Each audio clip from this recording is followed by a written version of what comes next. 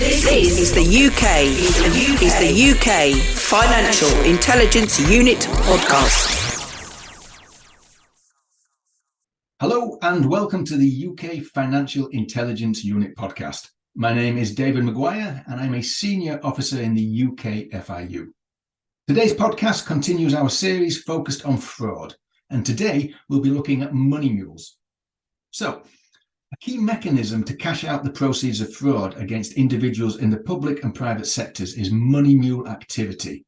But many of you may already be asking, what's a money mule?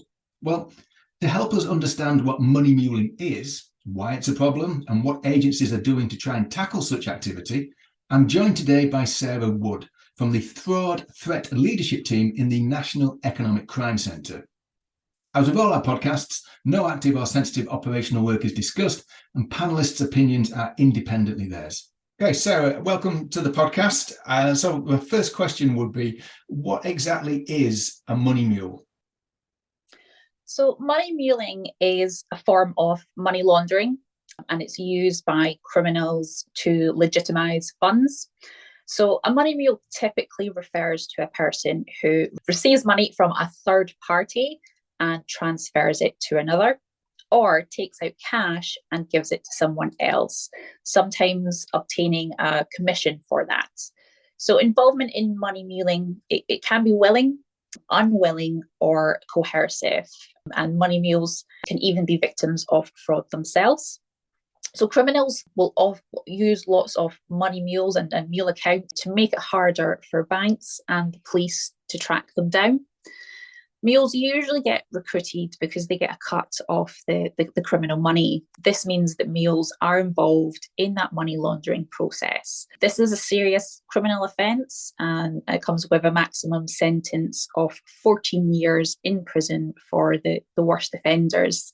Now, by using mules, criminals try to ensure that the consequences affect the mule instead of themselves. This is financial exploitation, both of the mule and also of the original victim. Now, I understand that mule accounts are defined as intermediary accounts used for money laundering, but what do we actually mean by mule accounts? Yeah, exactly that. So mule accounts are defined as intermediary accounts used for money laundering. So mule accounts are often needed to transfer money from illegal activities, which are then transferred onwards to facilitate serious and organised crime.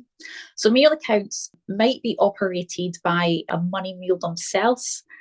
However, often what we tend to find is that a mule account is controlled by a recruiter.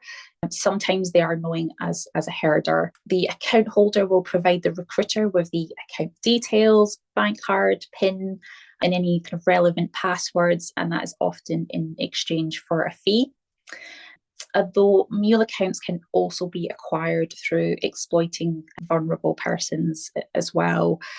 They can be opened and operated by criminals who commit fraud using false representation, such as through the use of stolen personal information. This is done without the knowledge of that named account holder.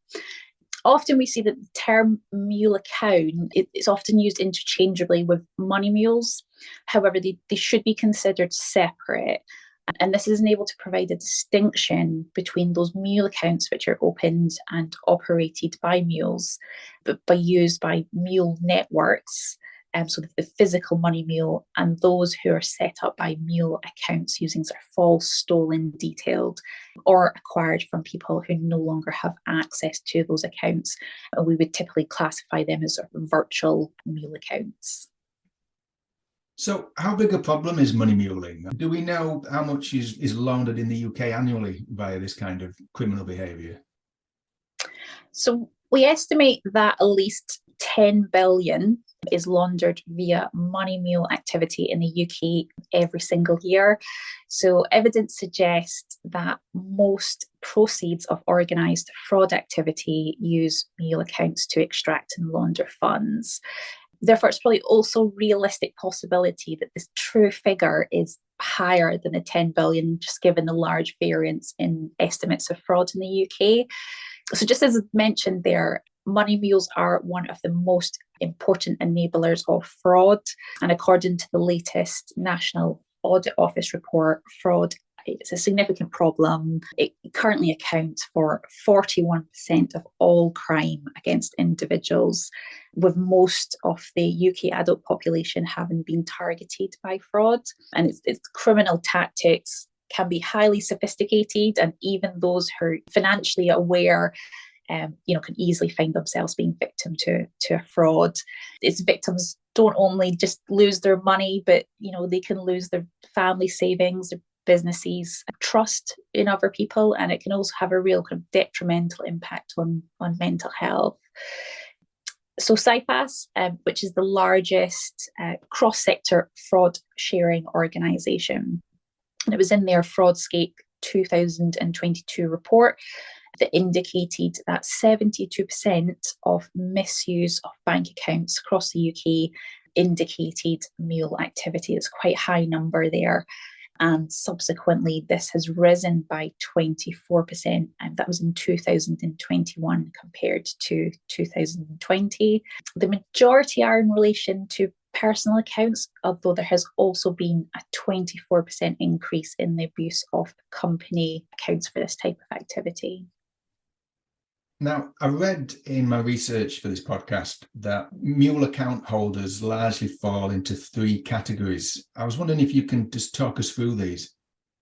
There are several ways for a person and or their personal account to engage in money mule activity.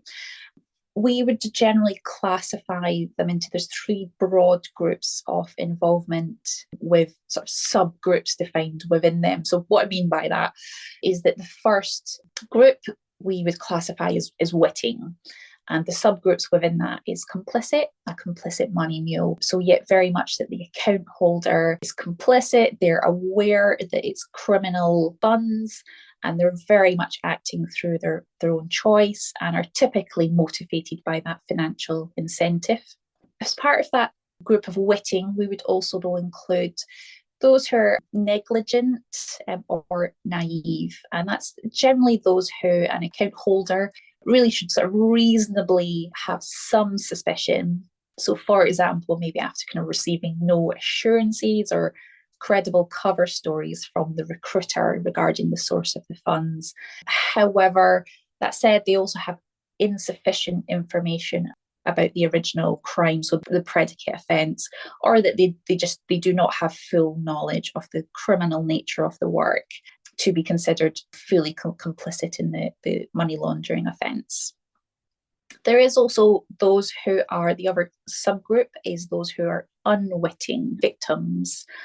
And an unwitting victim we would classify as either an active victim of fraud. And really what I mean by that is this is someone who actively engages in mule activity, though under fraudulent but non-employment pretenses. So for example, that may be a victim of crime themselves, such as an individual who is a romance fraud victim. And also within the unwitting category, we would have unwilling. So these are mules who engage in activity due to vulnerabilities or they're being coerced. So, for example, if an individual was abused as being indebted to, say, drug mules in county lines. The third and last category we have is unknown. And again, we would classify these as victims. There's the inactive victim of fraud, and with that one, the account is acquired and used without the knowledge of the account holder. The account holder may be a victim of identity theft or may be impersonated by criminals.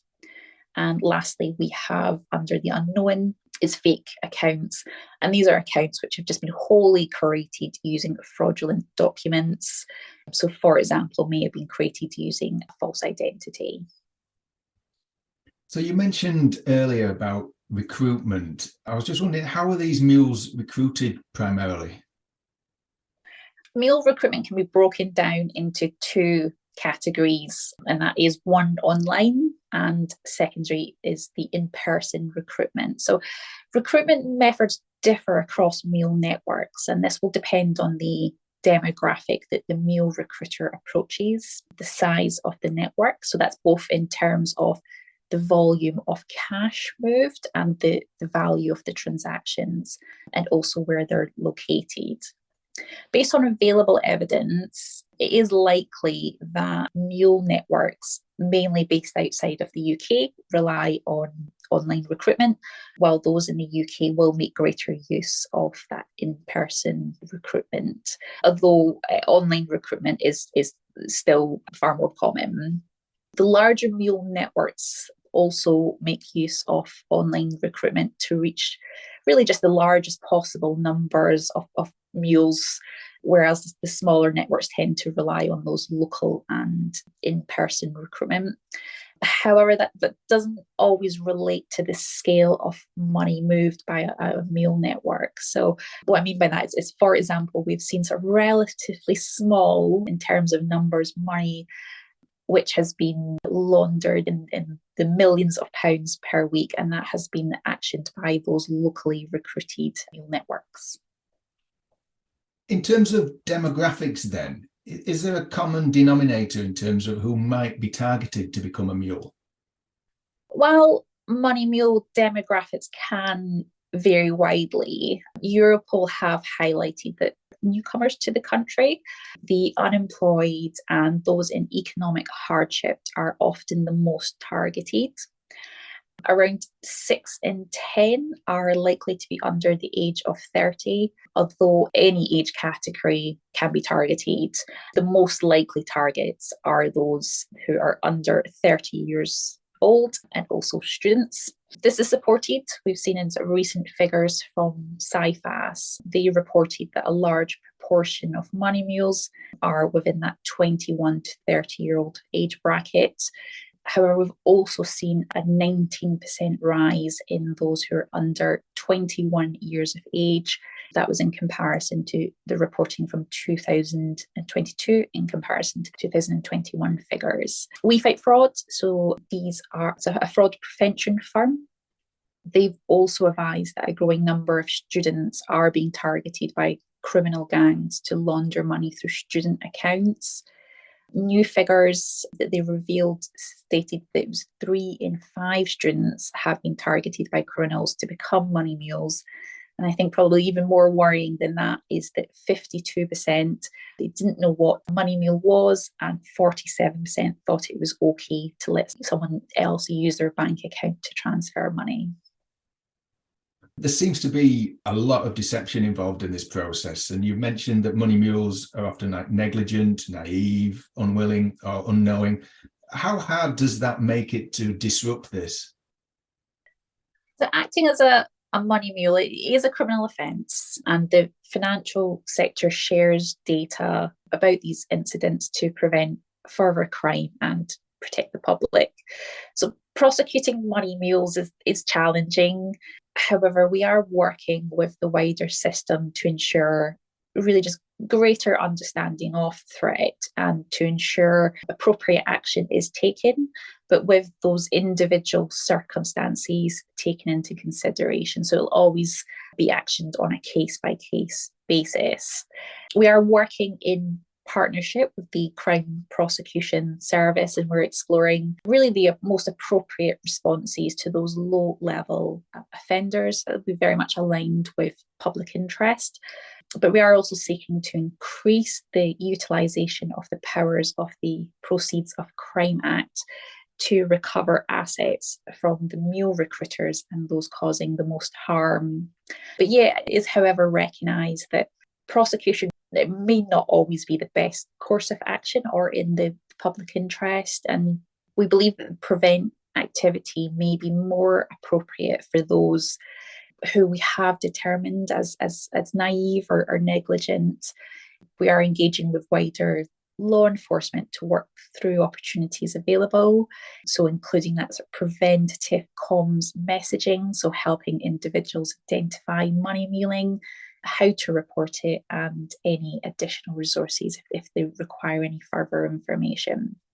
And we also recognise that some money mules are victims themselves. There are money mules who are being exploited with children being particularly vulnerable. So we're continuing to work with relevant stakeholders. So that includes the Home Office and the likes of the charity sector, really to identify those opportunities to prevent, ensure pathways are in place for those who are being exploited to gain that very much additional support that's needed. With regards to suspicious activity reports, or SARs, and the reporters of those, I know the National Economic Crime Centre has said that the banking sector views mules as the top enabler of banking fraud. With that in mind, are there any key mule account indicators that SAR reporters could potentially be looking out for? It's worth noting, I think, firstly, that the organised crime networks and offenders are highly likely to use a combination of different methods to obtain as many mule accounts under their control as possible. So I will provide some of those indicators, but I would say the list is certainly not definite. There will be crossovers between different types of mule accounts, and criminals will be dynamic in their deployment and development of new methods. That said, some of the indicators may include really kind of significant branch or post office cash deposits without an illegitimate explanation. You may see same day or very kind of closely spaced cash deposits across multiple branches or regions, deposit values with kind of arbitrary round numbers. So, for example, 10,000.